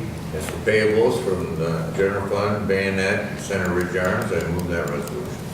Support. Discussion. Seeing none, all in favor? Aye. Opposed? Motion carries. Next is Resolution 2018-191. It's the budget adjustments for the Marine Patrol and Department on Aging, along with the Sheriff Department. I move that resolution. Support. Discussion. Commissioner Kern. Real quick on the Department on Aging, that's $6,000. That's for October, November, December, correct? That's for September, October, November. Or whatever. Yeah, Yes. I don't have it right in front of me. Yes. So with the project, is this something you see as a cost increasing in the future? Yes, I do. So your budget, as you're going through your budget, will reflect that? It's so already we don't reflected, yes. necessarily have to do these? Yes, All right. absolutely. Thanks. Already reflected. Anyone else? All in favor? Aye. Opposed? Motion carries. Next is Resolution 2018-192. It's clear the shelter of cats event and waiver of fees for animal control. I move that resolution. Support. Discussion. Seeing none, all in favor? Aye. Opposed? Motion carries. Next is Resolution, just a motion to approve the travel request from the Register of Deeds for the upcoming Prima Conference. And it's a budgeted conference within his budget, and I make that motion to approve. Support. Discussion. Seeing none, all in favor? Aye. Opposed? Motion carries.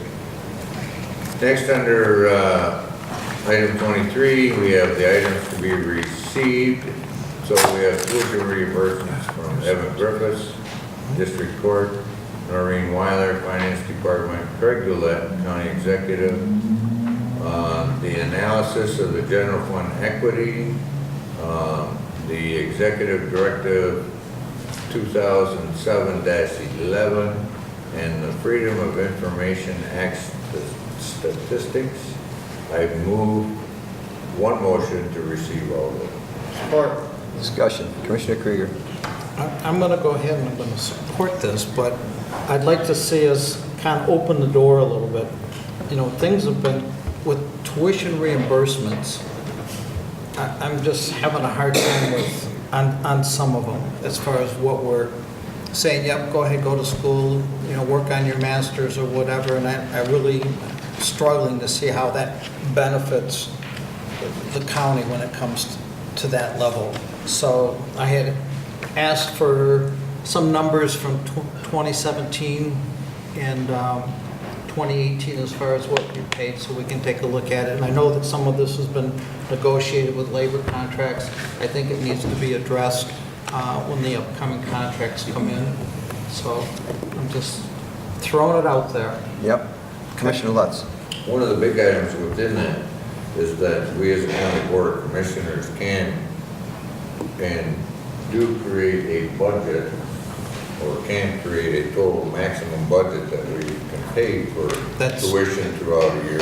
And that may be something that we need to address as we look forward to our planning committee coming up in our discussion later in this meeting.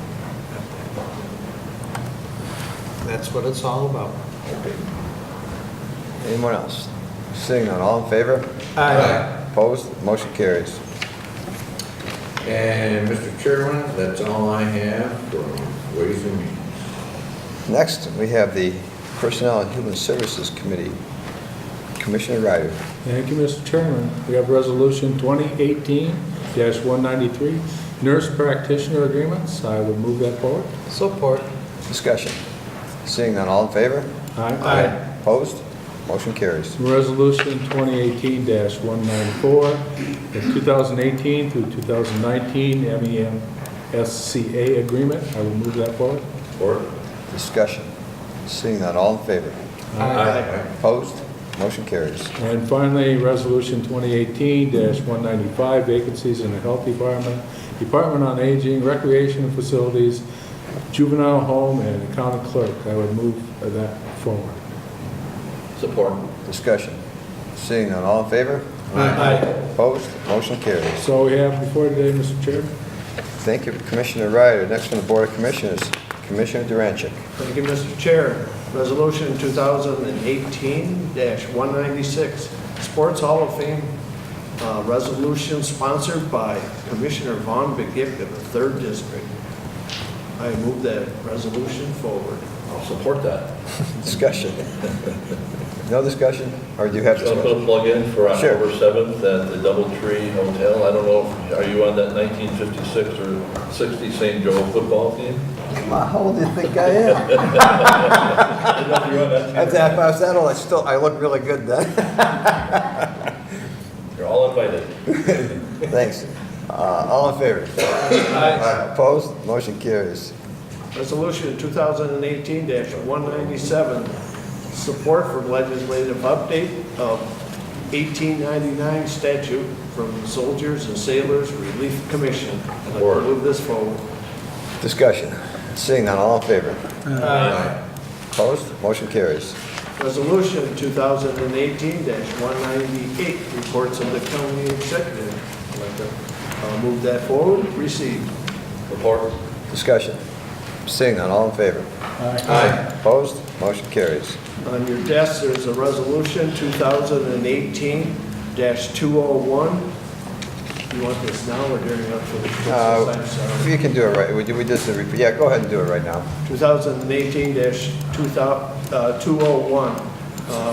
I'd like to move this forward. It has to do with a document that was signed, and it was signed by Tom Herrick, the chair, and it needs to be signed by legal counsel for Bay County. So our Miss Amber, if I have that correct. Okay. Ms. Amber, would you just can you say what happened with the, what the Sure. problem was? This deals with the JAG Justice Assistant Grant from the Department of Justice, and they have a specific certification that they're requesting that legal counsel sign that binds the county that we have read certain statutes and that we are in compliance with them. I don't have the authority to sign that to bind the county unless I have the authority of the board to do so. I'd like to move that forward, Mr. Chair. Board. Discussion. Seeing none, all in favor? Aye. Opposed? Motion carries. That's all I have. Okay, so that was our unfinished business. Now, under new business, we have a discussion about planning committee. County executive. Oh, we didn't do that. Well, I'm sorry. Yeah. Do you have a report? Do you have a report? Nothing to report, Mr. All right. Y'all done now? Perfect. Okay. But thank you. Now we're going to new business in the planning committee. So who wants to open up the discussion about the planning committee? Commissioner Ryder. I could, Mr. Chairman. I know originally at our last full board meeting, we discussed a recreation committee. And then Deanne researching recreation for Bay County, it looks like there was a progression, and recreation comes before Human Services Personnel Committee. So we have that, but and as we were talking, there's a lot of information that we need to gather for recreation, but there's also information we need with other services we have, especially non-mandated services. We look at what our revenues will be in the future. As we just heard consumers talk, there's revenue that we're going to be certainly missing from there. Healthcare costs are not going down, they're going up. Energy costs are going up. We just are on the verge of completing a wage study that we're going to have to address that in the near future. Wages and fringes, and you see the VEBA, how underfunded the VEBA is.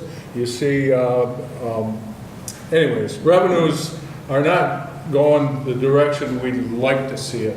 However, the costs of our services are going up.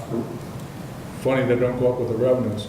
anyways, the planning commission would be more to get information on a 5-year projection, 5 years past, 5 years forward, to find out what kind of revenue they're gonna have in the services that we can afford.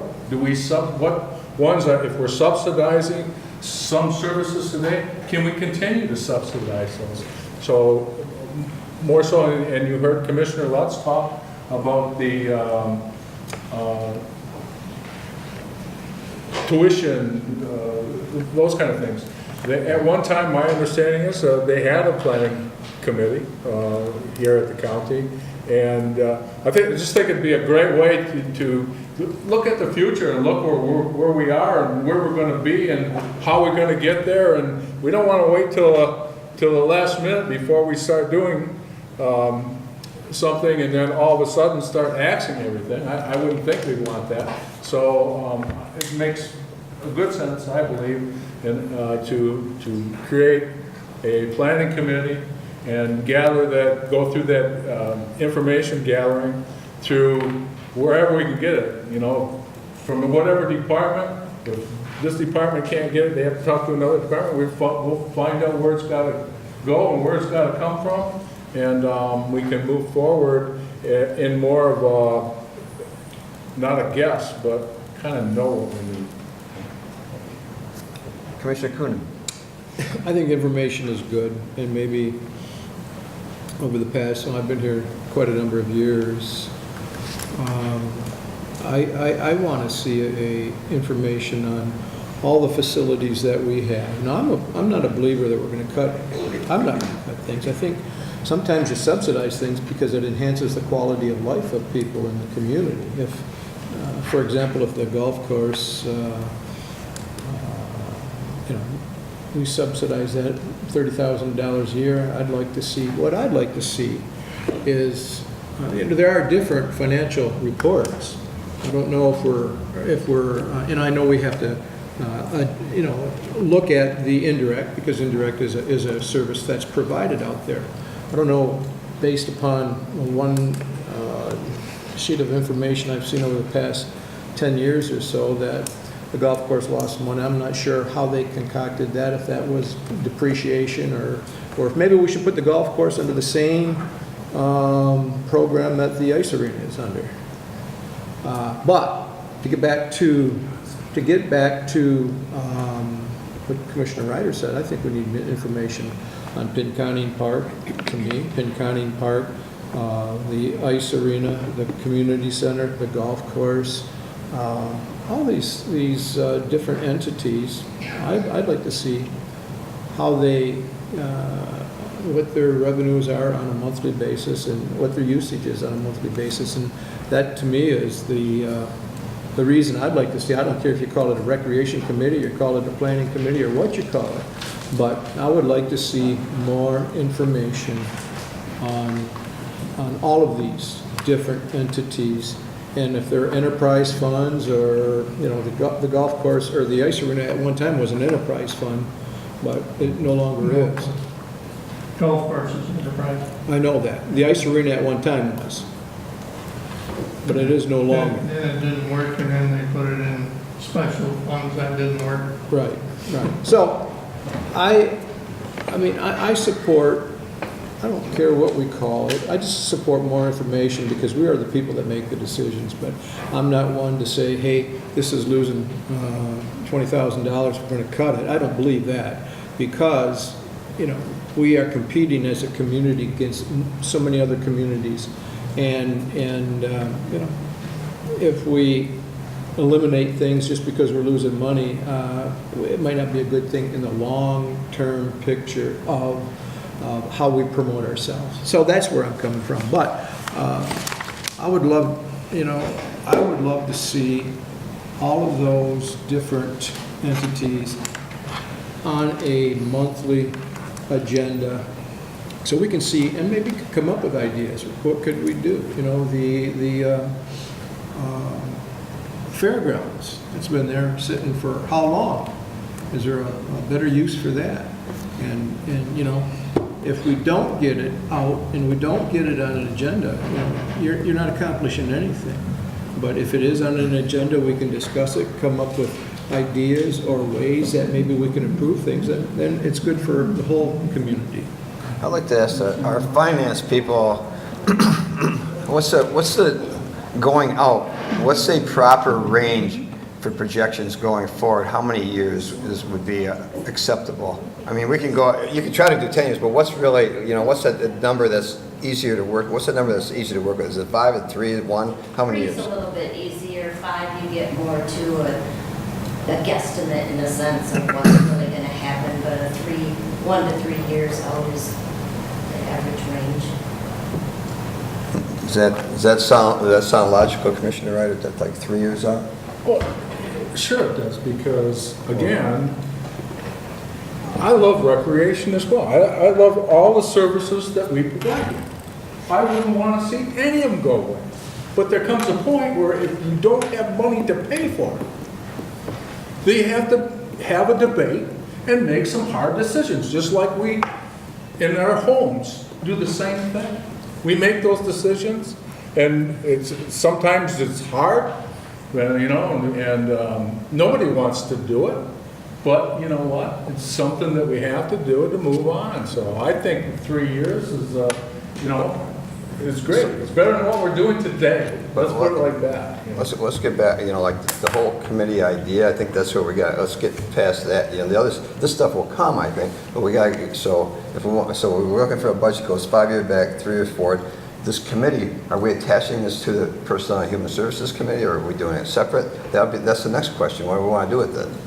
Let's get that out of the way and see how do we want to put it together. Then, because we're gonna get to that, we're gonna get to all the things we're talking about, but we need the committee first. Yes, sir. Well, on that line, right now we have personnel. Of course, we have Ways and Means separate, the board separate normally. Then we have personnel and judicial. Then we got 457 attached to that, right? Which doesn't meet all the time, but Quarterly. that meets quarterly. So we'd have to work that in there. I don't mind that, we add it to after personnel, but, and go with a different focus. Because, I agree with, the commissioners sitting here, there's 7 of us. And we're going to have to make some tough decisions here coming up in the future. And the more accuracy that we can get, I mean, we can go back 10, 15, 20 years in the past. That doesn't do us any good. We got to kind of look towards where we're going to be here in the future, where we are today, what's projected for next year, and then, 3 years beyond. And we can look at trends, we can look at this, but, like Commissioner Coonan was saying, we got, and Commissioner Ryder, at the end of the year, we got the wage study coming up, we got, next year contract negotiations, we got, some of the things that, are gonna take some dollars. We got healthcare we gotta deal with, we gotta do all this, so we gotta start focusing on those things. And in addition to that, bring in all these items, about recreation and evaluate those of where they're going to be into the future. And so I think, we're not going to handle a whole bunch of things, I don't think, at any one meeting. We're going to probably take it a little bit slow and let's start looking at projections of revenues. Okay, how does that work?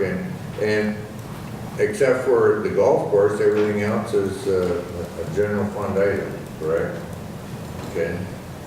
Except for the golf course, everything we've been talking about is a general fund item, right?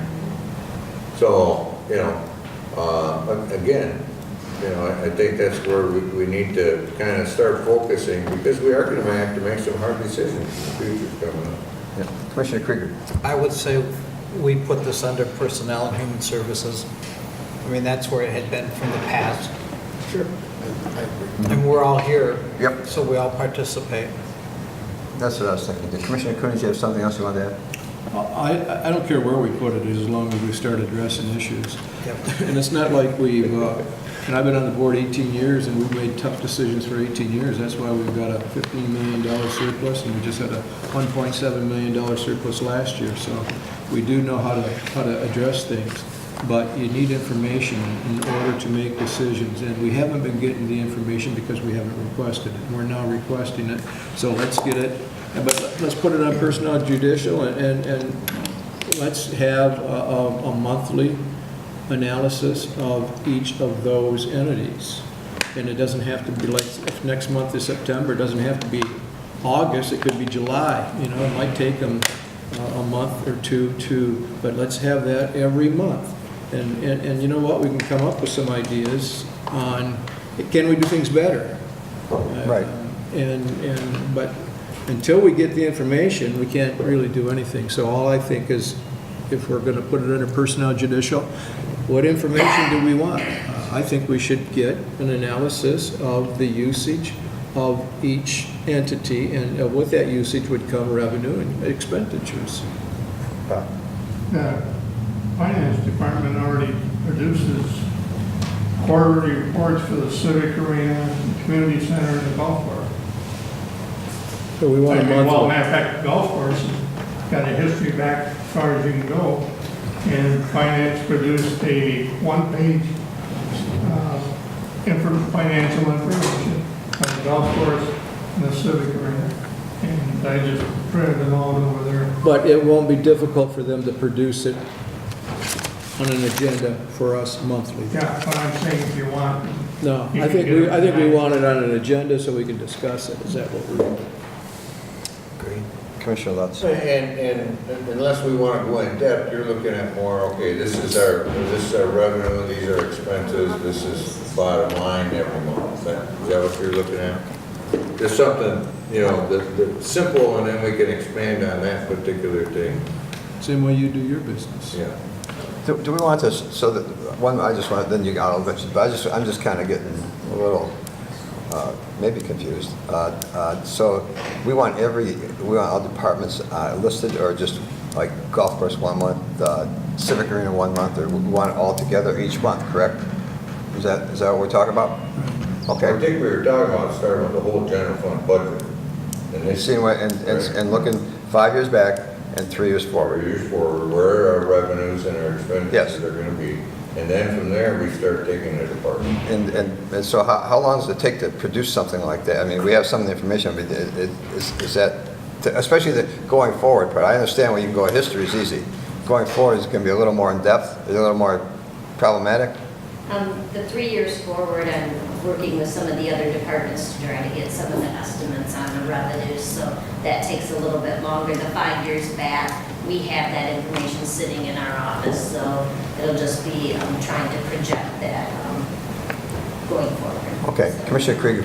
What I would like to also, if we could, seeing that we're talking about it right now, is look at what our, as we call, rainy day fund is, and how when we do these budget adjustments, how that kind of continues to ding that rainy day fund, so we would all know where we're at and watch how it's depleted in different areas. So, thank you. If we're September, if we add on to personnel the information from the most current information that they can get from the golf course, the ice arena, Pinconning Park, the community center, and the fairgrounds. And then they can build on that, but let's start it. Let's start it in September. We have to get the first one before we get the second one. Okay. I think we're pretty settled on it. We're going to do this in conjunction with the Personnel and Human Services Committee, and it'll take place immediately following, and or during. Or during. Yeah, it can be during. That's fine. Yeah, it can just be another. It could be a new category. Does that sound good to everyone? Yep. We're all in agreement. Okay, that was easy. Can they be ready by September? Well, that's would be my next question. I don't. The history can, but I can't. Yeah. So that's why I asked you about the projections, because I figure that's going to take a little bit more. We can take a look at 2019 2017, where the budget currently is. The budget will not be finalized till the end of the year, but we can take a look at what's actually being requested or at that time. So that'll put us 1 year out, but we'll just work on the other ones. Okay, thank you. Anything else on that? No, okay. Let's move on to the Bay County Sheriff's replacement of cell door locks at the Bay County Jail. That's Resolution 2018-199. Support. Well, who someone has to move you on? I'll move that resolution. And I'll support it. Thank you. Any discussion? We don't. Commissioner Cooney. That's another one that I think, was that pulled from the budget last year, or those should be budget items? I mean, is this something that's got to be done today, or can they wait? I think it's got, well, unless they're going to get out, right? Sheriff, you want to talk about it a little bit? Oh, Troy's right there. Troy, you've been there, you kind of blended into the... They're not going to get out today, sir. Maybe tomorrow. We have 60 of our door locks are in need of repair now. We have 82 that we haven't replaced since 1978, so 82 of them are original locks of our 115, but 60 are in need of repair now. And we're running out of parts for the handles. What we did about 5 years ago when the Midland Jail was tore down, we went over there and pretty much stripped every door they had of their hardware because they had the same mortar stop lugs we had to save about $300 a lock. They've got us to this point we're at now, and now we need to replace the other 82. So I don't have a problem with it. We're out of parts. I'm only saying that it not need to be done last budget year, so it was in the budget. Those are, yeah, we've been robbing Peter to pay Paul up to this point, using pieces from one side. Now, the 82 locks that we do put in, the 22 that we can use those for parts for anything else for hopefully the next 20 years because they're fairly new. So we'll have 22 locks that we'll be able to use kind of as parts pieces for the inside handles and whatnot.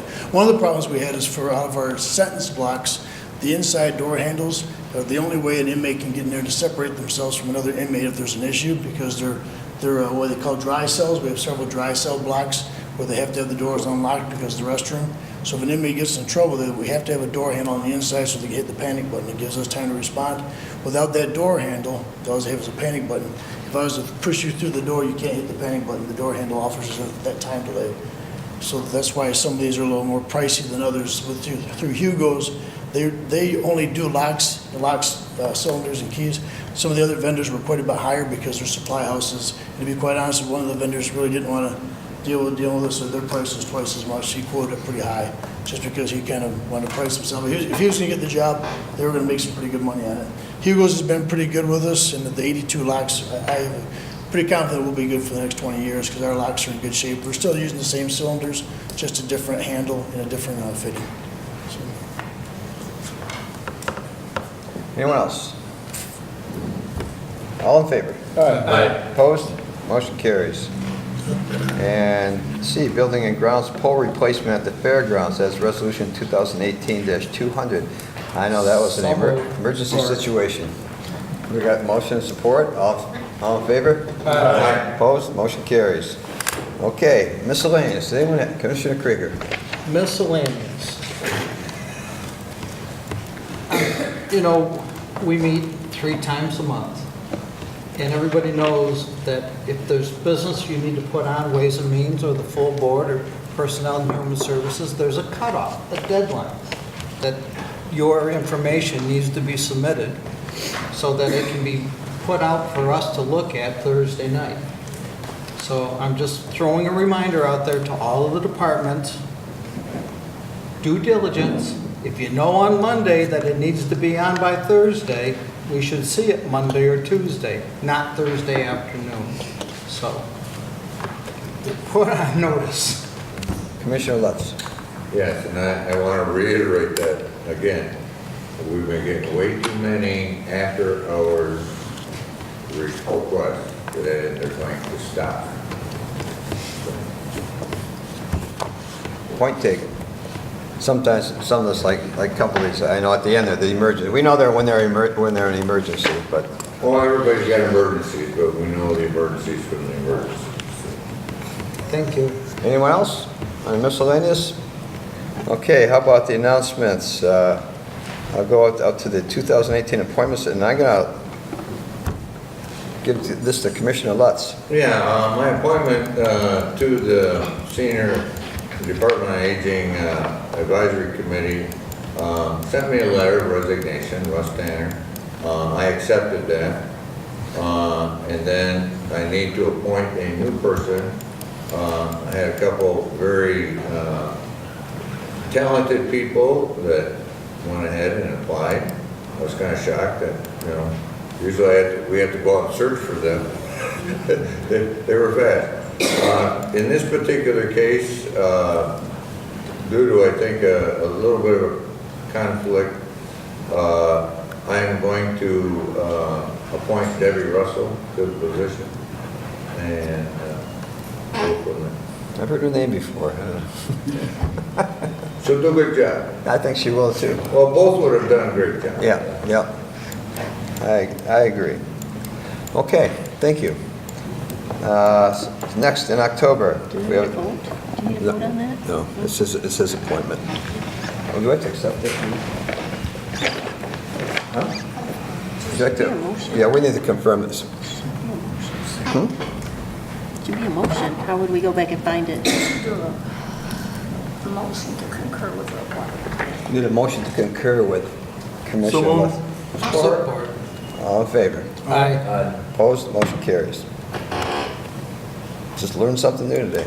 Okay, October, Land Bank Authority, we have appointment for one at-large representative, a 3-year term, and the Department of Health and Human Services Board of Directors, 1 3-year term, that's a governor's appointment. In November, we have the Building Authority, we have 2 6-year terms that will be expiring, so they'll be renewed. In December, we have the Department on Aging Advisory Committee, 4 2-year terms in districts 2, 4, 6, and an at-large. Let me ask, can I ask? Commissioner Cooney. I think we had 2 very qualified candidates. Being in December, we got an at-large. Is it an at-large, is that vacant right now on that Division on Aging? Right. Oh, okay, because we got 2 very good candidates, so then they could apply, whoever didn't get it could apply for this in December. All right. Okay, Ms. Amber, is there a need for Well, closing? Go ahead. If we're on announcements, but I know we're not through it already, I just wanted to note that one of the public servants in our midst tonight won an election last Tuesday, the Democratic nomination for State Senate in the 31st District. Just wanted to offer my congratulations to our clerk, Cindy Luzette. Thank you. Correct. She worked hard for it. Anything else? That's it? Yeah. Any more announcements for anyone? Okay. We'll go back again. Need for closed session, ma'am.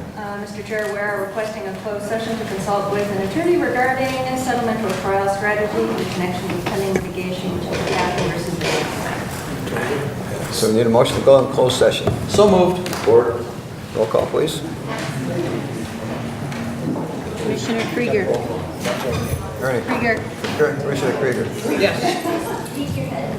Yep. Yes. Coonan. Ryder. Ryder. Commissioner Ryder. Roll call. No, yes. Yes. Lutz. Yes. Herrick. Yes. Durancheck. 7 yeas, 0 nays. Yes. Roll call. We need a motion to go back in regular order now, please. So Support. All in favor? Aye. Opposed? Motion carries. Thank you. Now, Ms. Amber. Thank you, Mr. Chair. I would request a motion to proceed along the recommendation of council. So moved. Support. Discussion? Seeing none, all in favor? Aye. Opposed? Motion carries. Move to adjourn. All in favor? Aye. Vote.